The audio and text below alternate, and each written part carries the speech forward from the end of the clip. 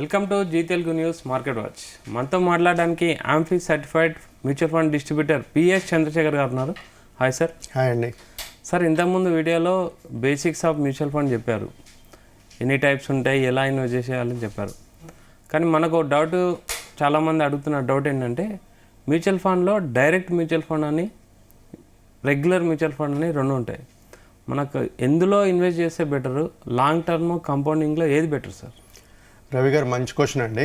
ప్రతి ఒక్క ఇన్వెస్టర్ మైండ్లో ఈ డైరెక్టా రెగ్యులరా అనేది క్వశ్చన్ మార్క్ ఉందండి. ఇవాళ దాని గురించి మాట్లాడుకుందాం అండి. ఓకే సార్, బిఫోర్ మాట్లాడుకునే ముందు డైరెక్ట్ రెగ్యులర్ అంటే ఏంటి? డైరెక్ట్ ప్లాన్ అంటే ఎవరైతే ఒక ఇన్వెస్టర్ డైరెక్ట్గా వితౌట్ ఏ డిస్ట్రిబ్యూటర్ ఇన్వెస్ట్ చేస్తారో దాన్ని డైరెక్ట్ ప్లాన్ అంటారు. ఎవరైతే రెగ్యులర్ ప్లాన్స్ ఇన్వెస్ట్ చేద్దాం అనుకుంటారో దానికి ఒక ఇంటర్మీడియటరీ అని ఉంటారు, అంటే మ్యూచువల్ ఫండ్ డిస్ట్రిబ్యూటర్, అడ్వైజర్ కానీ ఉంటారు. సో బేసిక్ డిఫరెన్స్ ఏంటంటే సార్, ఇది ఎవరైతే ఒక ఇన్వెస్టర్కి ఫుల్ థరో నాలెడ్జ్ ఉంటుందో వాళ్ళు డైరెక్ట్ ప్లాన్స్ ఇన్వెస్ట్ చేస్తూ ఉంటారు జనరల్గా. కానీ ఈ మధ్యన చూస్తుంటే సార్, మనం ఈ డైరెక్ట్ ప్లాన్లో ఈవెన్ నాలెడ్జ్ లేకపోయినా డైరెక్ట్ ప్లాన్లో 1% ఎక్స్ట్రా వస్తుంది కదా అని చెప్పి ఇన్వెస్ట్ చేస్తుంటారు. అంటే డైరెక్ట్ రెగ్యులర్ ప్లాన్ ఎగ్జాంపుల్ చెప్తారా? ఇప్పుడు ఫస్ట్ డిఫరెన్సెస్ చూద్దాం సార్, తర్వాత మాట్లాడదాం. దీంట్లో ఏంటంటే మేజర్ డిఫరెన్సెస్ చూసుకుంటే డైరెక్ట్ ప్లాన్కి రెగ్యులర్ ప్లాన్కి డిఫరెన్సెస్ చూస్తే main expense ratio sir. Okay. Expense ratio ఏంటంటే డైరెక్ట్ ప్లాన్లో తక్కువ ఉంటుంది, ఓకే రైట్. రెగ్యులర్ ప్లాన్లో ఎక్కువ ఉంటుంది. అదే డైరెక్ట్ ప్లాన్లో మీకు ఎక్స్పెన్స్ రేషియో తక్కువ ఉంటుంది, నెట్ అసెట్ వాల్యూ ఎక్కువ ఉంటుంది, హై ఉంటుంది. యాక్చువల్ డైరెక్ట్ ప్లాన్ అంటే డైరెక్ట్ మనం మ్యూచువల్ ఫండ్ బై చేయడం.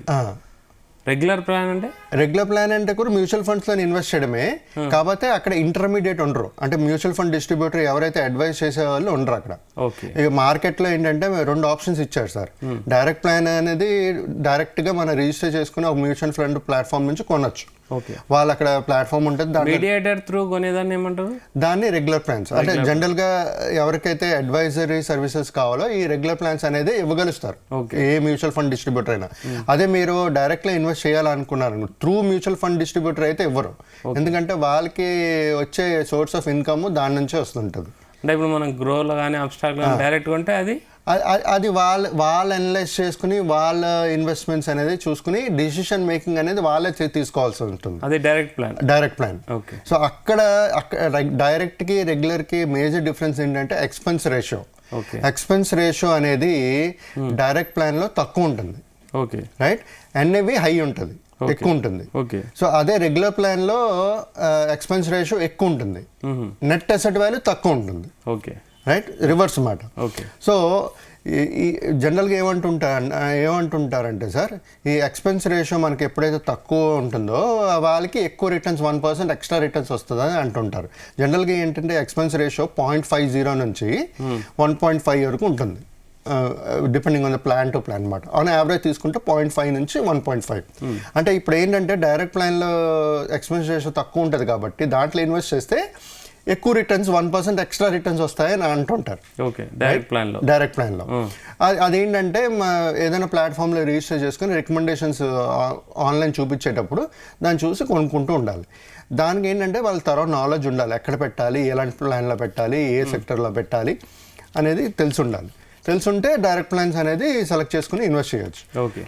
జనరల్గా ఒకవేళ ఇన్ఫర్మేషన్ ఏం లేదు, ఆ నాలెడ్జ్ లేదనుకోండి, మ్యూచువల్ ఫండ్స్లో అసలు ఎలా వర్క్ చేస్తుంది, ఎక్కడ పెడతారో, దాని ఫండ్ మేనేజర్ ఎవరు, ఇవన్నీ తెలియకపోతే ఏమంటే మీరు మ్యూచువల్ ఫండ్ డిస్ట్రిబ్యూటర్ త్రూ వెళ్తే వాళ్ళు చెప్పగలుస్తారు అన్ని.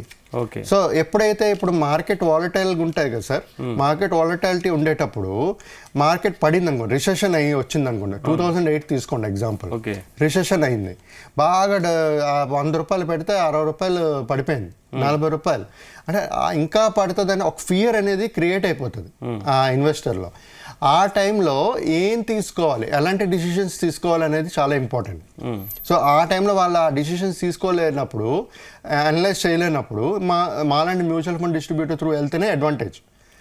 ఓకే. ఫస్ట్ థింగ్, ఎందుకంటే సార్ ఇప్పుడు నాలెడ్జ్ అనలైజ్ మా మ్యూచువల్ ఫండ్స్ మాకు అడ్వాంటేజ్ ఏంటంటే ఒక ఫండ్ మేనేజర్ మాకు మార్కెట్ అవుట్లుక్ ఇస్తుంటారు. ఓకే. ఏఎంసీస్ అప్డేట్ ఇస్తుంటారు, మార్కెట్స్ ఎలాగ ఉంటాయి నెక్స్ట్ 5 years 10 years, ఏ ఏరియాస్ పెరుగుతాయి, ఏ సెక్టర్స్ పెరుగుతాయి, లార్జ్ క్యాపా మిడ్ క్యాపా ఏది బాగుంటాయి అనేది మాకు తెలుస్తుంటుంది. ఆ ఇన్ఫర్మేషన్ బేస్డ్ మీద మా ఇన్వెస్టర్స్కి అనేది మేము సజెషన్స్ ఇస్తుంటాం. Okay right. ఇప్పుడు రిటర్న్స్ గురించి మాట్లాడుకున్నాం కదా, 1% ఎక్స్ట్రా రిటర్న్స్ వస్తాయి డైరెక్ట్ ఫండ్లో. సార్ ఇప్పుడు ఫర్ ఎగ్జాంపుల్ మీరే ఉన్నారు, మీరు డైరెక్ట్ ఫండ్లో వేసారు, రైట్. ఒక లార్జ్ క్యాప్ సెలెక్ట్ చేసుకున్నారు అనుకోండి.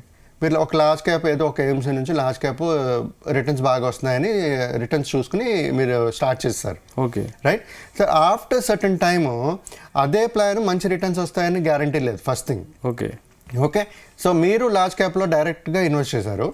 నా ఇన్వెస్టర్ నేను ఒక లార్జ్ క్యాప్ ఇచ్చాను రెగ్యులర్ ప్లాన్ త్రూ. మీకు 12% రిటర్న్స్ వచ్చింది, ఆయనకి 15% రిటర్న్స్ వచ్చాయి. మీరు డైరెక్ట్ ప్లాన్లో ఇన్వెస్ట్ చేశారు, మీకు 12% రిటర్న్స్ వచ్చాయి. మీరే సొంతగా ప్లాన్ సెలెక్ట్ చేసుకున్నారు. రెగ్యులర్ ప్లాన్లో నేను ఒక ప్లాన్ ఇచ్చాను, 15% రిటర్న్స్ వచ్చాయి. ఆ సిచ్యువేషన్లో ఏమవుతుంది సార్, 3% మీరు లాస్ అయ్యారు కదా. సో నేను చెప్పేది ఏంటంటే చాలా మంది కూడా వీడియోస్లో అందులో చూస్తే లాంగ్ టర్మ్లో ల్యాక్స్లో కాంపౌండింగ్ మీరు లాస్ అవుతారని ఒక మాట అంటున్నారు. అవును, అది కరెక్టే సార్, అది కరెక్ట్. అన్లెస్ అంటే మీ ప్లాన్ సెలెక్షన్ ఆఫ్ ప్లాన్ కరెక్టే అయితే మీకు 1% ఎక్స్ట్రా వస్తుంది.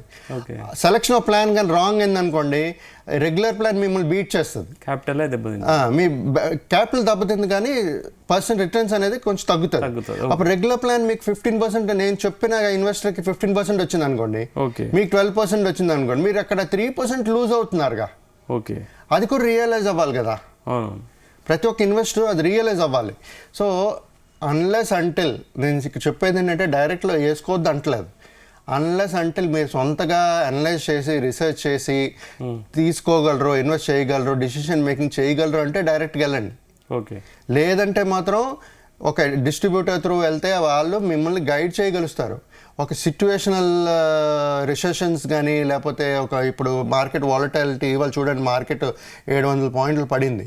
సో అలాంటి సిచ్యువేషన్స్లో మమ్మల్ని అడిగితే మేము ఏం చేయాలో, ఎలా చేయాలో అనేది చెప్పగలుగుతాం. ఓకే. సో మెయిన్ డిఫరెన్స్ ఇదే సార్, డైరెక్ట్కి రెగ్యులర్కి ఏంటంటే డైరెక్ట్కి ఎవరు ఉండరు, మీరు డైరెక్ట్గా ప్లాట్ఫామ్లో రిజిస్టర్ చేసుకుని కొనుక్కోవడం రికమెండేషన్స్ బట్టి. ఈ రెగ్యులర్లో ఏంటంటే ఒక ఇంటర్మీడియట్ ఉంటారు, ఒక అడ్వైజర్ ఉంటారు, వాళ్ళు మీ గోల్కి ఒక గైడ్ లైన్స్, ఒక పాత్ క్రియేట్ చేసి మీతో పాటు జర్నీ చేస్తారు. ఎప్పుడైనా సర్వీస్ ఇష్యూస్ కావాలన్నా ఏ ఉన్నా సరే 1 పాయింట్ ఆఫ్ కాంటాక్ట్ ఈ డిస్ట్రిబ్యూటర్స్ అనేది ఉంటారు సార్ ఒక ఇన్వెస్టర్కి. ఓకే. ఇప్పుడు నేను ఫస్ట్ ఒక రెగ్యులర్ తీసుకున్నాను సార్, అంటే మార్కెట్ పైన ఐడియా లేక రెగ్యులర్ గ్రోత్ తీసుకున్నాను. తర్వాత నాకు మార్కెట్ పైన ఒక అవగాహన వచ్చింది, ఇన్వెస్ట్మెంట్ పైన ఒక అవగాహన వచ్చింది, దాన్ని నేను స్విచ్ చేయాలనుకున్నాను. చేయొచ్చా సార్? ఇప్పుడు మీకు అవగాహన లేకపోతేనే మీరు రెగ్యులర్ ప్లాన్కి వస్తారు. కాకపోతే మీరు అనేది ఇప్పుడు రెగ్యులర్ ప్లాన్ నుంచి డైరెక్ట్ నుంచి రెండింటికి స్విచ్ చేసుకోవచ్చు సార్. ఇప్పుడు కొంతమంది డైరెక్ట్ ప్లాన్స్ కొంటూ ఉంటారు, ఫస్ట్ ఏమనుకుంటారు, నేను అనలైజ్ చేయగలను, నేను అన్ని డిసిషన్స్ తీసుకోగలని డైరెక్ట్ ప్లాన్స్ కొనేస్తారు. కొనేసిన తర్వాత 1-2 years తర్వాత పర్ఫామ్ చేయట్లేదు, ఏం చేయాలో తెలియట్లేదు, ఒక భయం, ఇలాంటి మార్కెట్ వాలటాలిటీ ఉంటే ఒక భయం వచ్చేస్తుంది, ఫియర్ వచ్చేస్తుంది. అలాంటి టైంలో మళ్ళీ రెగ్యులర్ ప్లాన్ ఒక డిస్ట్రిబ్యూటర్ కావాలనుకుంటారు. ఓకే. సో స్విచ్ అనేది చేసుకోవచ్చు. అంటే ఇప్పుడు ఎక్కువ సంవత్సరాలు చేసుకున్నారనుకోండి సార్, ఎక్కువ సంవత్సరాలు చేసుకున్న ఒక కార్పస్ అనేది క్రియేట్ చేసుకున్న తర్వాత మనం తీయాలంటే మళ్ళీ క్యాపిటల్ గెయిన్ టాక్సేషన్ ఉంటుంది. సో ఎవరైనా ప్లానింగ్ చేసేటప్పుడు స్టార్టింగ్లోనే చేసుకోవాలి. అండ్ మళ్ళీ టాక్సేషన్ ప్రాబ్లమ్స్ అన్నీ వస్తాయి సార్, తీసుకునేటప్పుడు మళ్ళీ ఆ టాక్సేషన్ ఏందో వస్తే మళ్ళీ అది కట్టుకోవాలి. దానికంటే ఇనిషియల్ స్టేజ్లోనే మనం అనలైజ్ చేయగలమా లేదా అని ఒక డిసిషన్ తీసుకుని డైరెక్ట్కి వెళ్ళాలా, రెగ్యులర్కి వెళ్ళాలా అనేది ప్లాన్ చేసుకుంటే ప్రతి ఒక్క ఇన్వెస్టర్కి మంచిగా ఉంటుంది, మంచి రిటర్న్స్ అనేది ఉంటుంది సార్. గన్ షాట్లో చెప్పండి, డైరెక్ట్ బెటరా రెగ్యులర్ బెటరా? నన్ను అడిగితే ఎవరికైతే థరో నాలెడ్జ్ ఉందో వాళ్ళకి డైరెక్ట్ బెటర్, నాలెడ్జ్ లేకపోతే మాత్రం regular better. Okay, thank you very much sir. Thank you అండి, థ్యాంక్ యూ రవి. ఇది చంద్రశేఖర్ గారు చెప్పేది అంటే నాలెడ్జ్ ఒకవేళ ఉంటే మాత్రము మీరు డైరెక్ట్గా వెళ్ళండి, లేకుంటే మాత్రం రెగ్యులర్ మ్యూచువల్ ఫండ్కి వెళ్తే మీకు కొంచెం లాభాలు బాగుంటాయని సార్ చెప్తున్నారు. Keep watching Zee Telugu news.